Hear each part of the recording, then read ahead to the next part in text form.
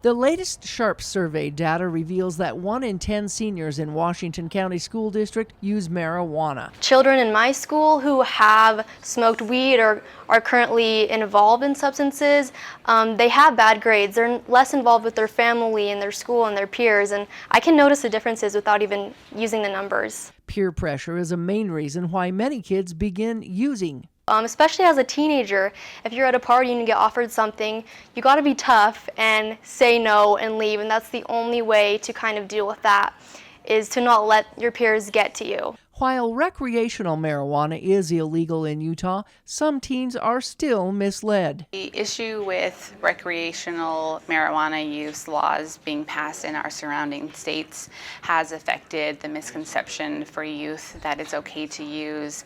However, in the state of Utah, recreational use of cannabis is not legal, only medical cannabis is. Most users of marijuana don't realize the effects it can have on a developing brain. Neuroimaging studies show that marijuana use impacts the growth and function of the brain, and even casual use affects the volume, shape, and density of gray matter. Marijuana use in teens is also linked to higher risks of suicide, depression, and increased likelihood of using drugs and other alcohol. And unfortunately, too often, like what happens with a lot of things, kids get the wrong message. They think, oh, if I'm stressed, taking a little hit of marijuana or something like that can take the edge off. They don't understand the dangers that go along with that. There's no warning label that comes from their friend's joint or edible or whatever else they're using. A new statewide campaign, Gray Matters, is hoping to change that mindset by bringing about awareness. This message coincides with Mental Health Awareness Month.